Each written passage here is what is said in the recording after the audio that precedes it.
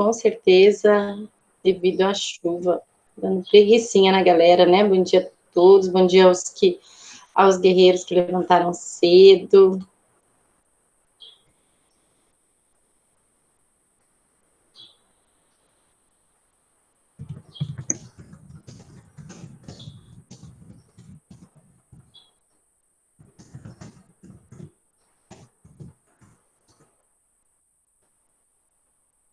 Bom dia para quem está chegando agora. Bom dia, prof. Tudo bem, Gabriel? Tudo certo. Mas imagina se eu pedir para abrir a câmera, vai estar todo mundo com carinha de preguiça, hein? Verdade? Vai mesmo.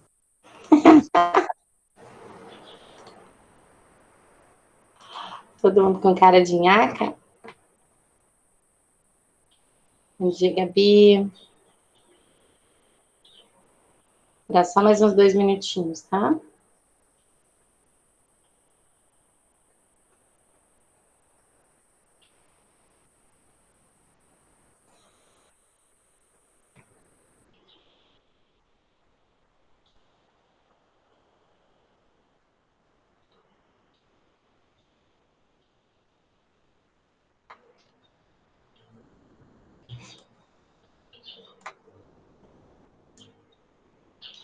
Queridos, conforme a prof comentou com vocês, hoje nós vamos dar continuidade à arte barroca no Brasil, né? A prof vai falar sobre arquitetura, escultura e pintura e propor uma atividade de produção, né? Mais uma para o nosso quarto bimestre, ok?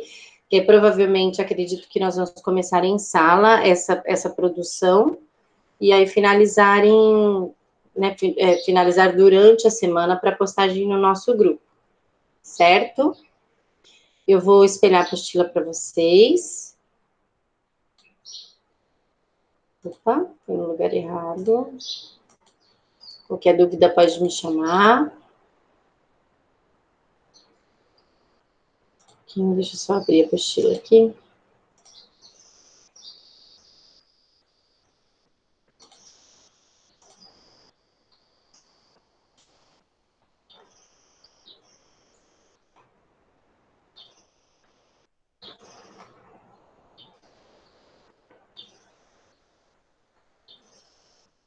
Todos estão vendo?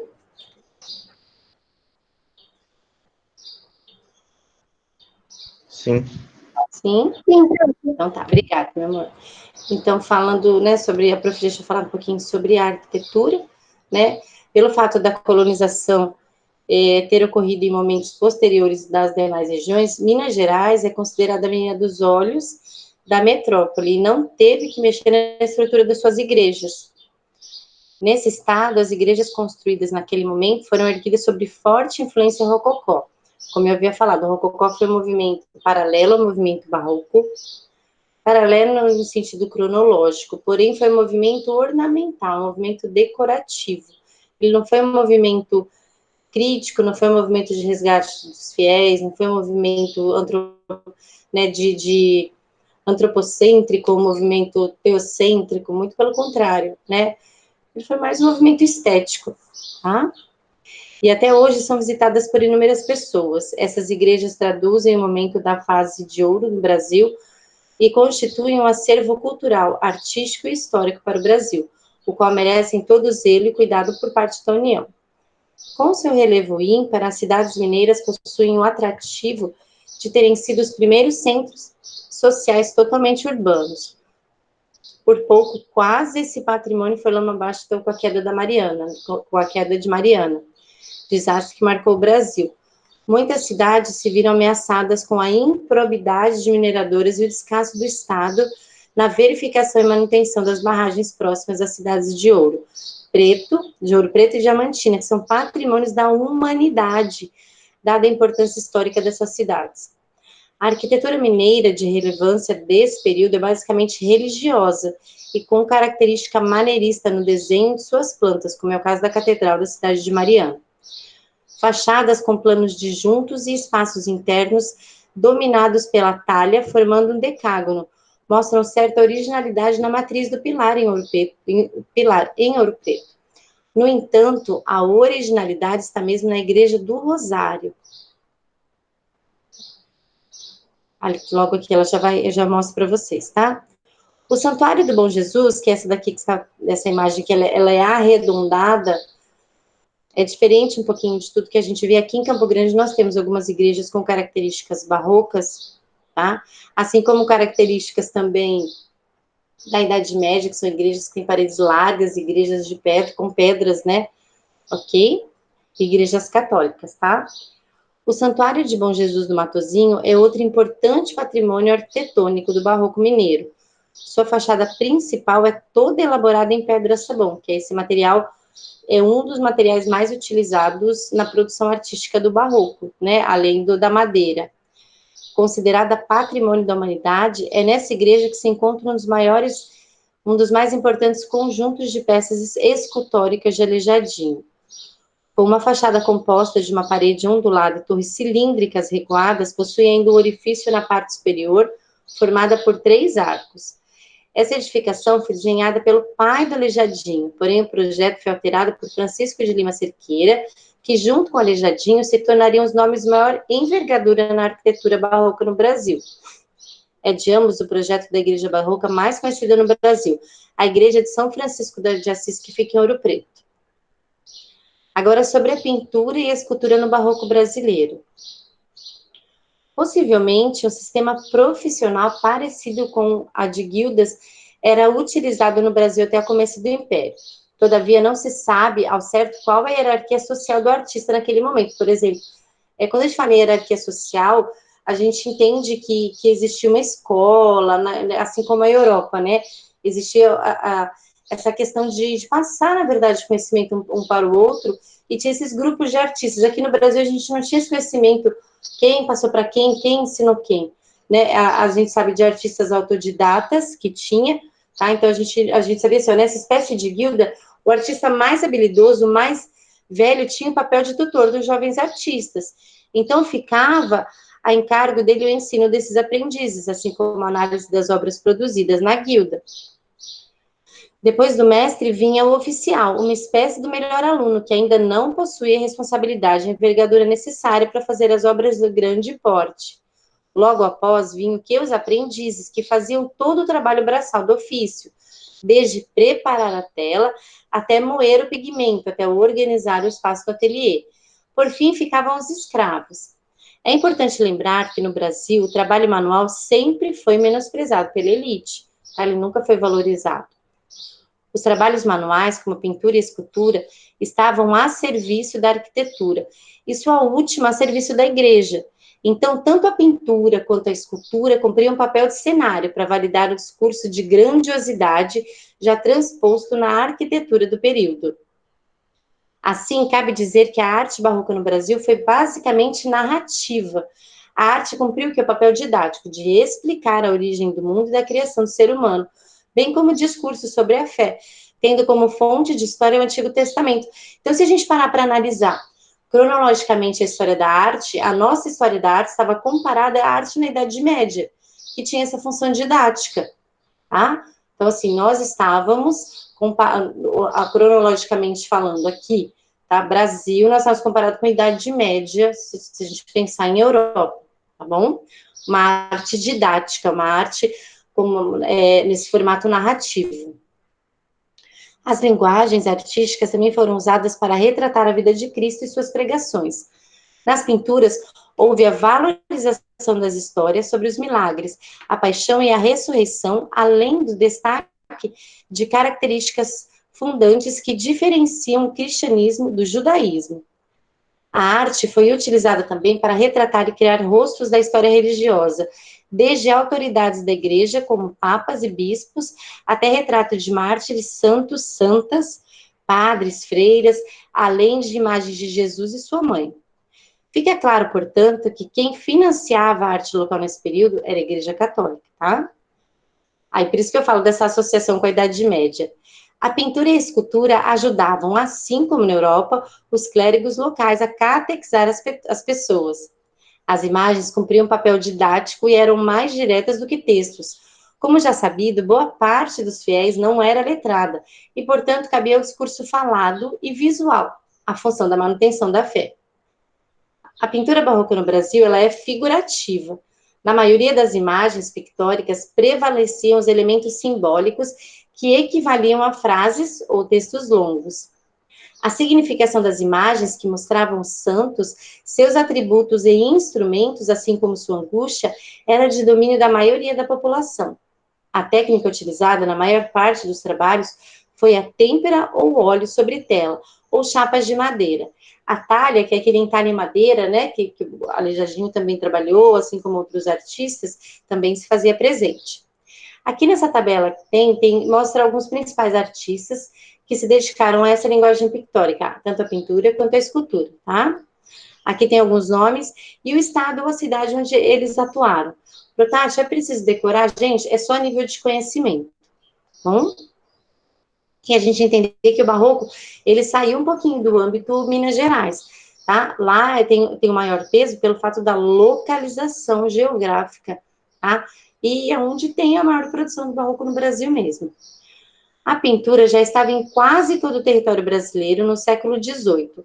O que influenciava a pintura local eram as gravuras europeias, que forneciam modelos iconográficos e imagens de obras importantes de artistas da Europa.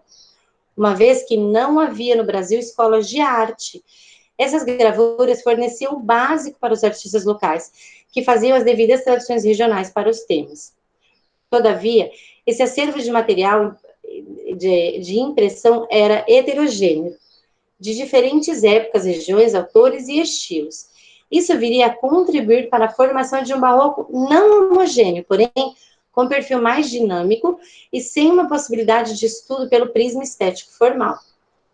Por volta de 1730, surgem as primeiras perspectivas arquiteturais e ilusionistas, com destaque para Joaquim da Rocha e a Escola Mineira, já na Bahia, com seus temas lendários e alegóricos. Agora, o maior nome foi o mestre Ataíde, considerado por muitos o artista mais importante da pintura barroca, tá?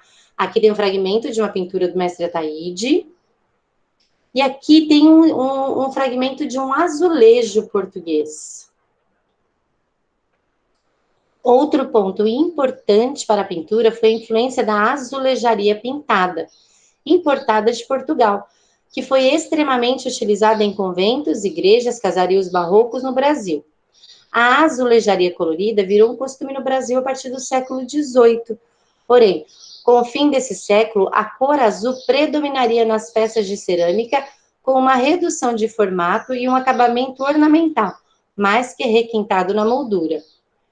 No campo da escultura, como antes fora mencionado, houve um predomínio de estatutária sacra, cuja arte encontrou espaço nas igrejas e também nas grandes mansões da época. Muitas estátuas vieram de fora, tanto que hoje o acervo de alguns museus brasileiros possui peças originárias de Portugal e de outros países. Muitas das peças eram elaboradas com barro.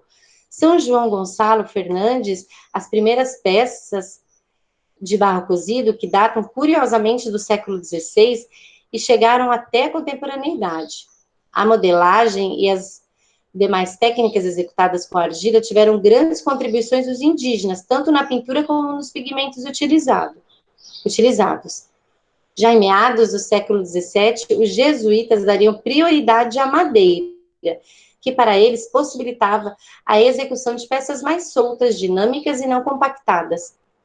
Esses aspectos não eram possíveis com a argila, que deveria ser bem baixa em seus relevos e bem compacta para não correr o risco de estourar um processo de queima em fornos de altas temperaturas. Aqui vai falar um pouquinho sobre os principais escultores do barroco, tá? Mestre Valentim, aí vai falar também, mas assim, o Aleijadinho é o nome de peso, assim como o Mestre Valentim para pintura, ok? Mestre Valentim, Mestre Ataíde, desculpa. A cultura estava mais enraizada por volta da metade do século XVIII, e naquele momento já havia mais artistas com maior habilidade. Automaticamente, portanto, as peças passaram a receber maior refinamento no acabamento. A presença do afrodescendente e do mulato na feitura das obras de arte naquele tempo foi de suma importância para o surgimento de um regionalismo ímpar para as peças. No entanto, a elite ainda tinha gosto pelas peças importadas de Portugal e demais países europeus. Isso ocorria pelo fato de a elite querer peças com acabamento mais requintado e peças nacionais. Aleijadinho foi o principal nome da escultura barroca na cidade, barroca no Brasil. Suas obras estão espalhadas em várias cidades de Minas Gerais, em especial Ouro Preto e Congonhas, no Santuário de Bom Jesus de Matozinho. Nesse santuário está um grupo escultórico de estações da Via Crucis, em madeira, e estátuas de 12 profetas, esculturas realizadas em pedra-sabão. Eu não me lembro se eu já contei para vocês a história de um aluno que eu tive no colégio militar, que nessa escultura dos 12 profetas, que fica em frente a uma igreja, né, que tem os 12 profetas bem em frente à igreja, eles fazem um semicírculo, assim, um aluno que foi meu aluno, lá no colégio militar, ele pegou a unha dele, estava esperando um guia, e ele marcou o nome dele. A família respondeu processo. Gente, foi um rolo tão grande, porque essas obras são tombadas, elas são consideradas patrimônio da humanidade. Então, quer dizer, elas são protegidas por lei. E ele falou, foi um momento de bobeira tão grande que deu na cabeça dele, e ele falou, são tantos nomes que são escritos nas esculturas do Aleijadinho, que chega a ser um absurdo, né? E depois que ele foi, quando ele voltou e ele me contou, com uma tristeza no coração, que eu tinha dado aula sobre... Eu só não fui viajar com eles, né? Que foi uma viagem do Clube de História.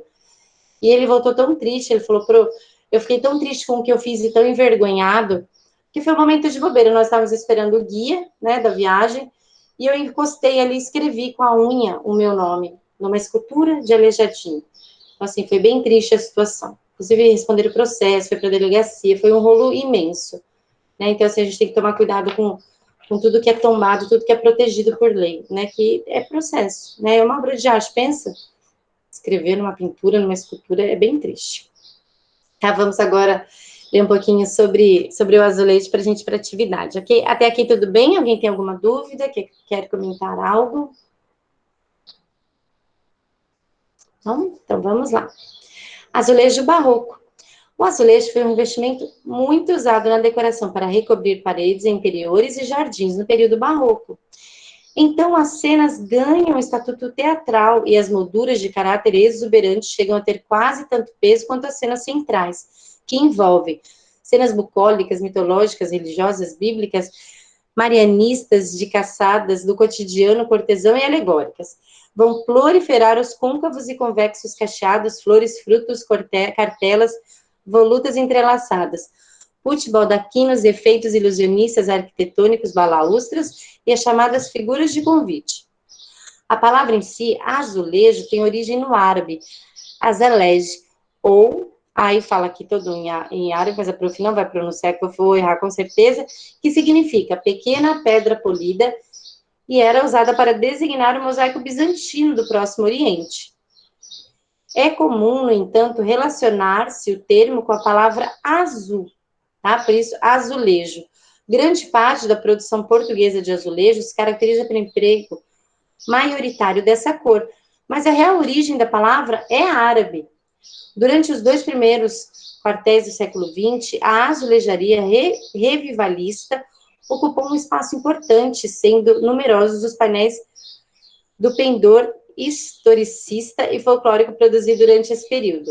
O principal representante dessa corrente foi Jorge Colasso, autor de uma vasta obra em que a técnica de pintura a óleo se procurou adaptar ao azulejo. Então, tem vários artistas ainda até hoje. Adriana Varejão é uma artista que trabalha com essa técnica de azulejo. Inclusive, ela tem uma obra exposta no Museu Inhotim, que fica próximo a Mariana, e o museu ficou por um tempão fechado em função desse desastre, né, com Mariana, e ali ela fez essa brincadeira, entre os azulejos, ela conta a história de um hotel, que ali vários amantes se encontravam, e esse hotel houve um desmoronamento dele, então muitas pessoas morreram, e dentro dos azulejos, é uma obra contemporânea, tá? Dentro dos azulejos são pedaços de carne. Ela representou, claro, tudo de uma forma representativa, tá? Então, ela também trabalha com com a crítica, com a reflexão. Então, ela se chama Adriana Varejão. Bom, é um trabalho que ela faz com azulejo também, mas de uma forma mais contemporânea, ok? Agora, o que vocês vão fazer, ó? Vocês vão começar, são 7h37, eu vou fazer a chamada, e aí vocês podem começar agora na aula, e tem até quinta que vem para me entregar, tá? Mais uma atividade para o quarto bimestre. Alguma pergunta? Não? Vocês vão elaborar um projeto gráfico para um azulejo com influências dos azulejos portugueses do período barroco. Aqui, ó, tem um, tá? Tem um exemplo, tá bom? Tem um grandão. Aqui, ok? Prof, precisa pintar? Não, de repente você não tem um lápis de cor em casa, você pode trabalhar só com preto e branco, só trabalha com lápis, ou só trabalha com a caneta preta, ou somente com a caneta azul.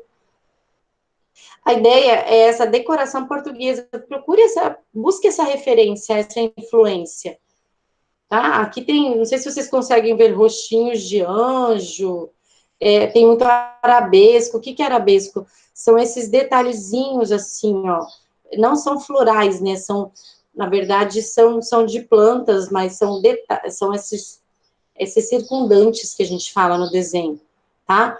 Com flores, com traços, ok? Então, é um projeto gráfico de um azulejo com influência portuguesa. Tá? Alguma dúvida? Vou voltar com vocês. A prof agora vai para a chamada. Alguma dúvida em relação à atividade? Então, é para fazer um azulejo, professora? Isso, amor. Não precisa fazer no formato muito grande, não. Você pode fazer pequenininho, tá? Dá para fazer o projeto gráfico de um azulejo. Você pode desenhar um azulejo pequenininho no papel e fazer o projeto gráfico dele, tá? O desenho dele com influência de um azulejo português. Ok? Entendi, A prof. atividade está na página, eu vou colocar aqui para vocês, ó. Página 198 da apostila. Ó, vou escrever aqui para você, 198 da apostila. Tá? A prof vai para a chamada agora. Vou começar com o segundo B. Se o aluno estiver no chat, vocês me ajudam, por favor? A Axa está. A Aina está. A Aina faltou. Faltou. A Lana. Faltou. Ana Beatriz. Não disse nada. Ana Caroline. Faltou. Ana Júlia. Faltou. Ananda Ruiz. Eu. Obrigada, meu amor. Ariane. Faltou. Arthur. Faltou. Beatriz Oliveira. Mandou no chat. Ok. Carlos Eduardo. Faltou. Daniel Bittencourt. Faltou. Eduardo. Faltou. Eduardo Nomura. Faltou. Fernando. Mandou no chat. Ok. Isabela Alves. As Isabelas faltaram. Tá, as duas, né? José Marco. Já mandou no chat. Ok. Júlia Fernandes. Mandou no chat. Camila Varela. Faltou. Cássio tá aí. Tá aqui, ele mandou no chat. Ok. Cauê. Cauê faltou. Leonardo. O Leonardo mandou no chat. Ok. Lucas. Com um pouquinho de sono, mas tô aqui, prof. Obrigada, querido. Ludmila. Faltou. Manuela Flores. Mandou no chat. Ok. Maria Fernanda. Faltou. Maria Luísa. Faltou. Mariana Gonçalves. Faltou. Matheus. Faltou. Natan. Faltou. Ótima. Faltou. Paulo Henrique. Presente. Obrigada. Pedro Henrique. Faltou. Rafael Granci. Faltou. Rafaela Reis. Mandou no chat. Ok. Wesley. Faltou. Elise. A Elise mandou no chat. Tá. E Felipe Barbosa. Bom dia. Bom dia, querida. Obrigada. Já vou para o segundo A.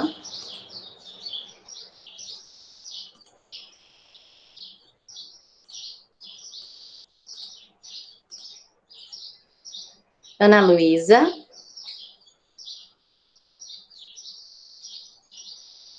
Akemi. Pro, Ana Luísa mandou no chat. Tá, obrigada, amor. Akemi.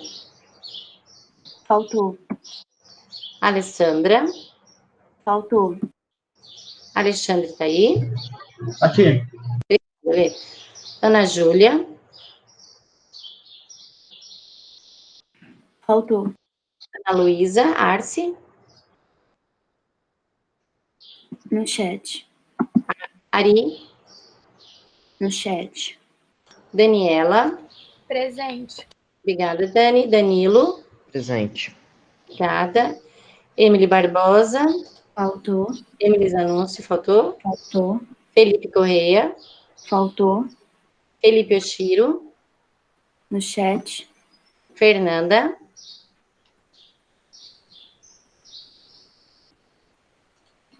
Gabriel de No Lima tá aí. chat. A Fernanda mandou no chat, prof. Ok, Gabriel tá aí. Tô aqui, prof. Ok, a Gabi também. A Glória também. Guilherme. Faltou. Gustavo. Faltou. O Herbert. Faltou. A Isadora está? Faltou. João Vitor. No chat. Júlia.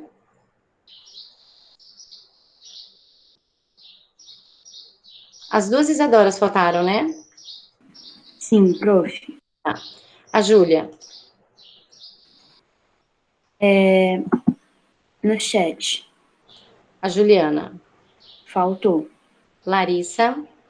Faltou. Luana. Faltou. Mariana Brito. Faltou. Matheus. Faltou. Milene. Faltou. Nathalie. Faltou. Nicole. Faltou.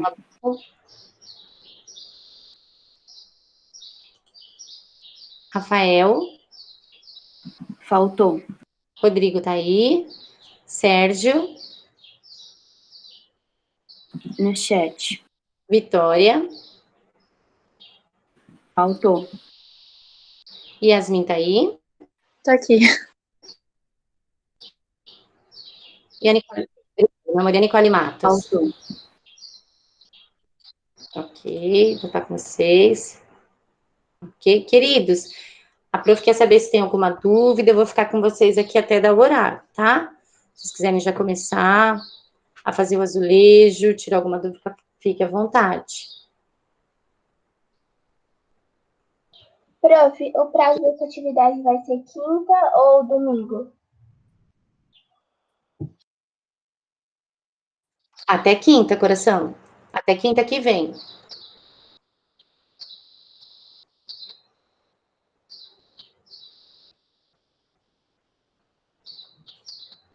Até na outra quinta, tá, Axa? Ok, prof. Dia 5? Isso. Eu tava pensando que dia que é da semana. É isso mesmo, até dia 5. Dia 5/11 já, hein, gente? Passa muito rápido, até dia 5/11.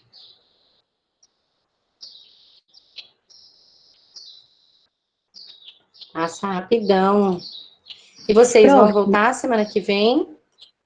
Oi, meu amor. Só confirmando, o azulejo eu posso fazer no papel e é só fazer um desenho, tipo nele. Isso, é só fazer um desenho com influência do azulejo português, aquele estilo de desenho que tem na apostila. Tá? Se quiser pesquisar mais alguns, fique à vontade, tá, Tá, Glória? obrigada, prof. Nada, meu amor.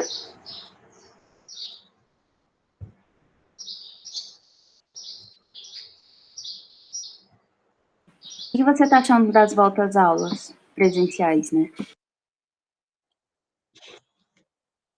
Então, vocês viram que vai voltar só à tarde, né? Eu penso assim, se você... Tudo voltou, Glória, praticamente. A vida tá praticamente normal, só as escolas que não.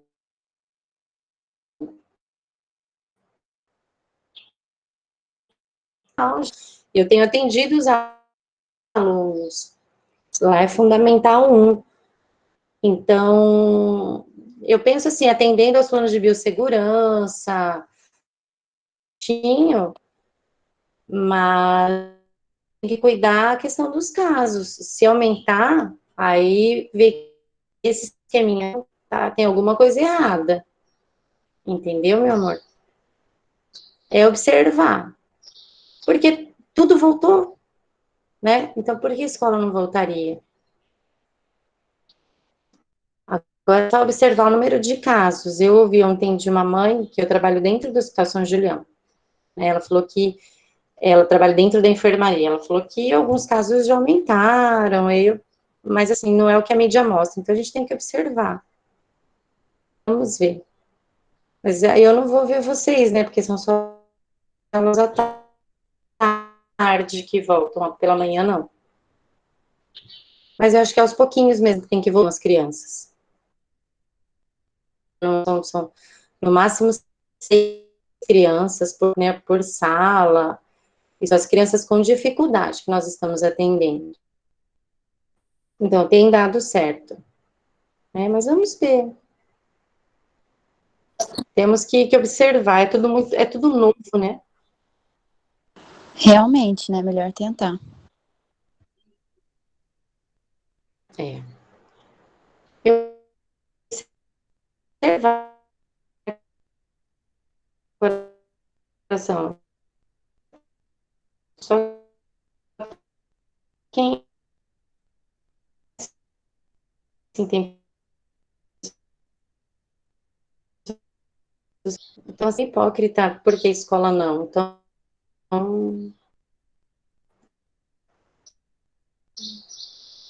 tem que rever muitas coisas.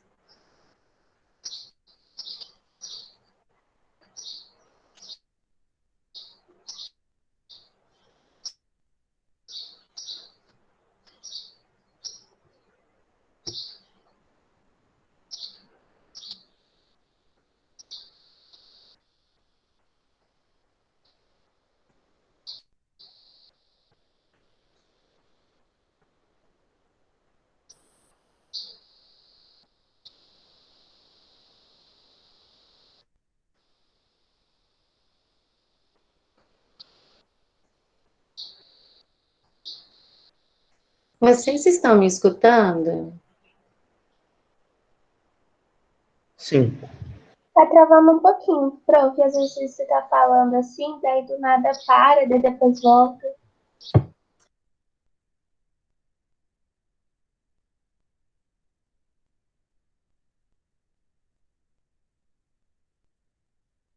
Aulas ainda.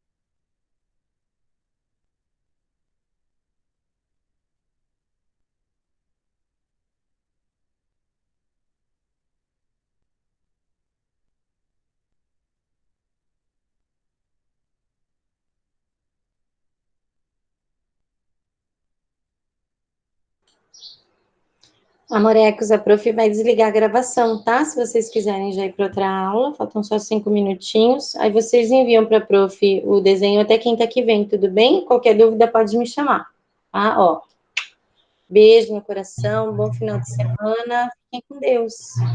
Até mais, professora. Beleza, até mais, professora. Beijo, Tchau, prof. boa manhã, semana. boa quinta-feira e bom final de semana, né, Axa? Próxima do final de semana já. Tchau, prof. Beijo. Com Deus.